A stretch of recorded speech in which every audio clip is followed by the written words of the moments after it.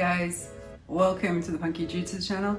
I'm Jude and this is the Judecast. And we've got quite a few things to discuss today. First of all, we're going to talk about Halo Infinite.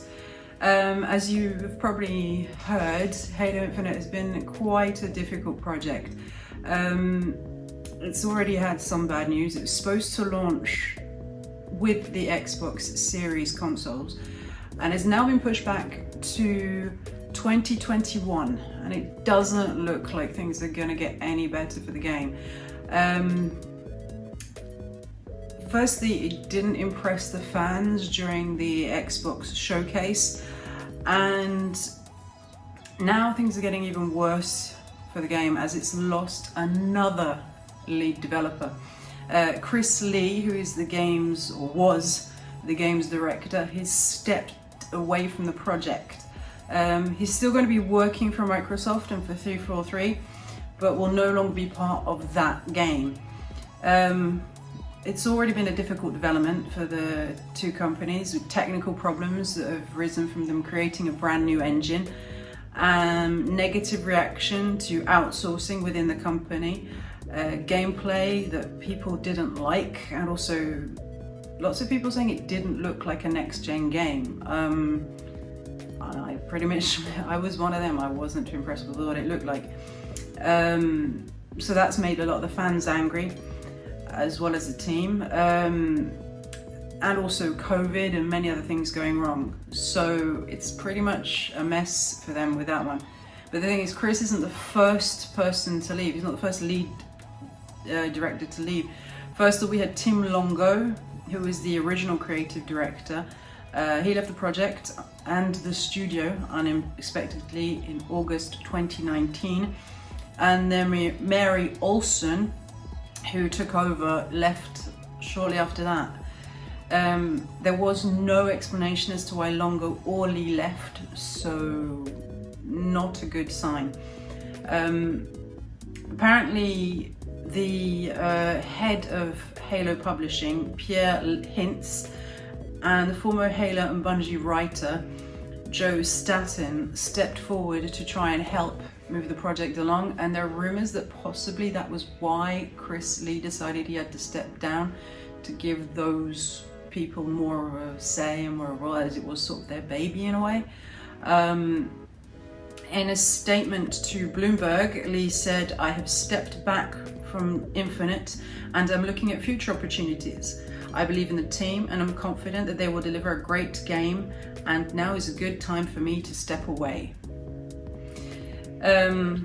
Microsoft has been quoted as offering their support and thanks to Lee for his service and his work on the project. But what's interesting is the fact he's still an employee at Microsoft and 343. So we can assume that his leaving was amicable, and it does give some kind of credence to that theory that maybe it was because of them. Maybe it was a sort of too many cooks kind of thing. He sort of thought, well, they're doing it, so they know what they're doing, I'll let them get on with it. So it could be that, but obviously this is supposition. He hasn't said publicly why, nothing has been said publicly why, so, you know, this is all supposition on my part. So hopefully we'll have more information about the game in the new year, and we'll be able to find out when it will be released and also get an idea of what it could look like, because so far there's not a lot. So it'll be interesting to see what happens with the game in the future. But PC gamers rejoice! There are new graphics cards coming out from AMD. They've just announced the release of a new series of graphics cards, the RX 6000 series, with 3 different models. There will be the 6800, 6800 XT, and 6900 XT. And that's in ascending order of performance. Obviously, the RX 6800 being the lowest spec, and the RX 6900 XT being the highest spec. They're obviously going to give much better performance than what AMD has out at the moment, and could be pretty close rivals to Nvidia's latest offerings.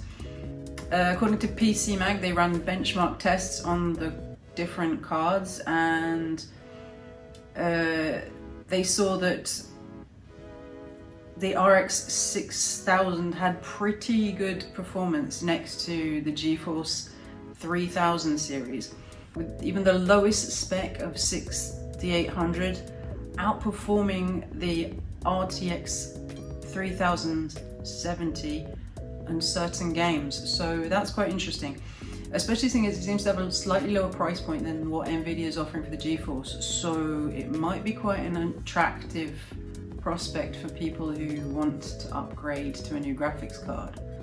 Could be interesting. We also had something very interesting happening. A lot of Fall Guys. As I've already mentioned, my brother works for Mediatonic, so anything to do with Fall Guys interests me, but this one especially interests me because last week a Twitch streamer by the name Kitty Plays had a special guest on her stream. That guest was none other than the well-known phenomenal rapper that is Snoop Dogg. He was present to show his skills at the game, and it was amazing. He really seemed to be enjoying it. He seemed to be having a lot of fun playing the game and up against a lot of unsuspecting players who I doubt realised it was actually the Snoop Dogg that they were playing against. And he seemed to do pretty well. He did qualify in the round that I saw online. I'll put a clip so you guys can check it out for yourself.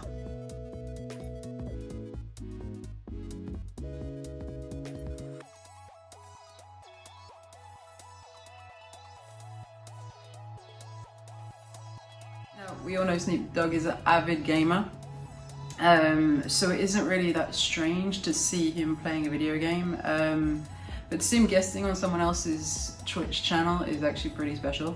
And the clip that I've just shown you actually went semi-viral. Lots of people were sharing it on Twitter and other websites around the world. It garnered a lot of attention. So I think it would actually be cool to see him stream again. I think it's maybe something he should consider. Yeah, Snoop, do it, dude. That'd be awesome. You could rap while you're streaming. Could be pretty fun. It definitely would be cool because he'd make a great spokesperson for any game company that he gets involved in. And speaking of which, it was his birthday recently, and Xbox gave him a Xbox-themed present, or a couple of Xbox-themed presents. One being a Xbox Series X birthday cake delivered to him in an Xbox Series X fridge. I mean, you might be cool, but you're not Xbox Series X fridge cool. That's pretty showbiz. I'm kind of jealous. I mean, I'm not a huge Xbox fan, but seriously, that was pretty cool, friend. Yeah, I want them. Xbox, huh? Hit me up. But I mean, obviously collectibles don't get much cooler than that, and it would be really cool if they could make this more readily available. It would probably cost a lot of money, but I think there's some gamers who would quite happily put down some money for that one. But on a slightly more sour note, this recently Watch Dogs Legion was released by Ubisoft, and I gotta say, it's a beautiful game.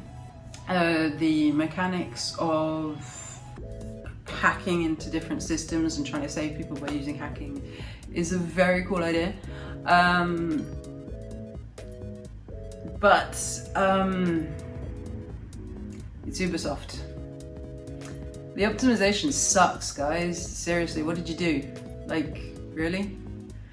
I have seen people streaming it, like Gaming Muso, who I've already mentioned on this channel. He was streaming it yesterday and was having to play it at 30 FPS. Yeah. And he has a GeForce 3080.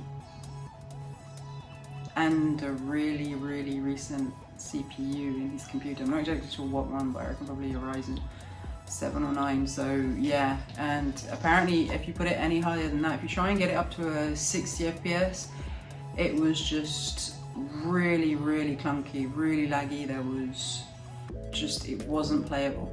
And the CPU usage was going through the roof. It was just not working properly.